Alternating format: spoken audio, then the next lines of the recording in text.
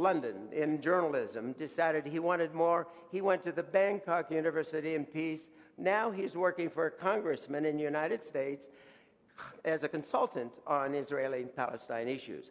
These are the kind of people that you bring along. When I think of your club, when I think of all the phenomenal programs, what a pleasure it is to read and hear about the phenomenal changes you bring to our world. The millions of people you have touched with your water programs, the kids' story, what you have done for the youth, the better graduation, the story that grabs your heart, what you are doing for children in the RILA and the Young RILA and your Interact Club, what you're doing for these youth, what you're doing throughout the world in your water programs, in your scholarship programs. How many have here seen It's a Wonderful Life? How can you not? Every Christmas, you can't get away from it, right? Since 1946, the most popular movie. But when I think of Rotary, I think of It's a Wonderful Life. Because when you think about It's a Wonderful Life, you think of George Bailey in Bedford Falls. George Bailey was the mortgage broker in that town, and he kept everybody in their home. He struggled to keep everybody in their home, late payments, but he'd find a way to make it work. Why? Because he didn't want that evil banker, Mr. Potter, to take over the house, take over the mortgage, because what Mr. Potter wanted to do is own and buy up everything and raise everybody's rents and fees. But George Bailey found a way to keep everybody in their house and keep that community nice. Didn't he save his brother at one time from drowning? Also, who later became a war hero. So there was a time when George Bailey was about to lose his business. And what happened? He was about to commit suicide. And wasn't it Clarence who needed one more good deed to get his wings? The angel, Clarence the angel, came down to help George Bailey to keep him from committing suicide. But how did he do it? He took George Bailey around that town and showed him what it would have been like had he not been there. He showed George Bailey the houses that were in ruins because he wasn't there to help those people. He showed George Bailey his war hero brother that is now not here because he drowned, because George Bailey did not live. He took him to the bar that he always went to, just like the Friends bar where everybody would get together and have a good time. Now it's mean-spirited and hateful. What would the world be like without Rotary? Don't commit suicide. Keep doing what you're doing. It was only Rotary that said, yes, we can cure polio. We fought against it, and we have a gentleman here that is witness to all of this. 1985, we showed them we can cure the Philippines. World Health said, no, you can't. You can contain it, maybe. Rotary, 1985, and we've never missed a step.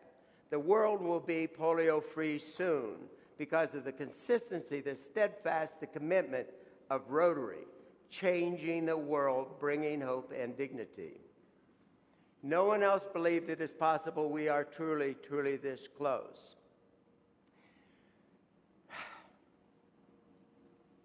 Kalyan Banerjee has the theme and the logo. You see the logo hanging here. It is not a dead spider upside down. It is actually 3 hearts. And the first heart stands for family, because Rotary is family. But Kalyan says we learn our mores, we learn our values in Mom's Ours growing up. That's where we become who we are, being family. But what is family? Maybe family is our sports team. Maybe family is our church group. Maybe family is our Rotary. Maybe family is the world. The world, after all, is round without sides. Sides are arbitrary.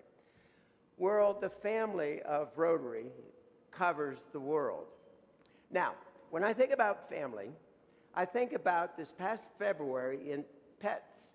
PETS is our President-elect training seminar that goes on every February. That's where we take people like Seth and all your past presidents, and we take them for a weekend, and we pour all this phenomenal knowledge into them and make them the great people they are today, right? At Pets, they work all day, they come in Friday, and we register them, and then we send them off and give them a few drinks. Oh, he didn't tell you about those. And then we send them in, and we feed them a little bit, and then we give them a few more drinks, and then we put a speaker in front of them. And about 8:30, 9 o'clock, I'm supposed to look intelligent in front of them, right? Now, this year I decided to do something different. I ran around the room without any preparation and said, "Why are you a Rotarian? Why are you a Rotarian?" Not knowing, with no preparation.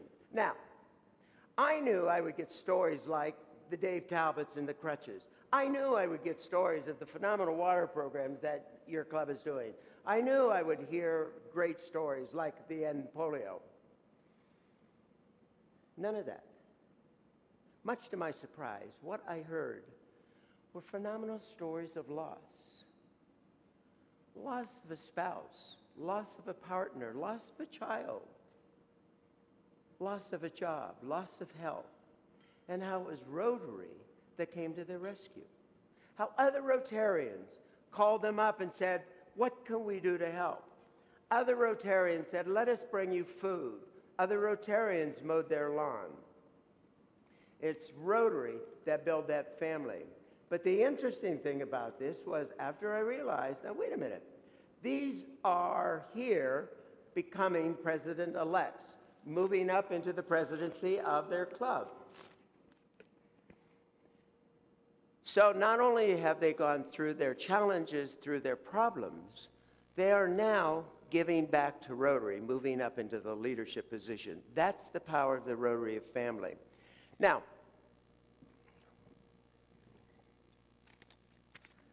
in my business, I always wondered why on earth people would work for me. And I always had a habit of reading trade journals to see what's new in the world. And one of the subjects is, why do employees stay? In the 60s, 70s, 80s, 90s, it was number one reason why people stay with a company is make me feel important. Number two, do I feel part of this company? Maybe number three was economics.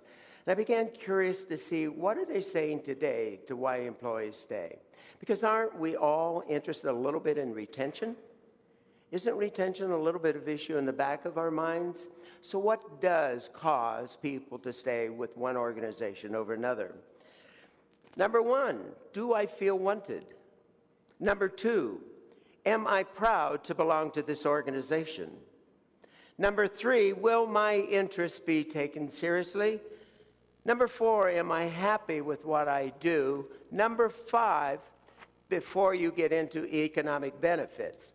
So how do we build that family of Rotary? How do we tell everybody, you are important, you make a difference, you are valuable in our group?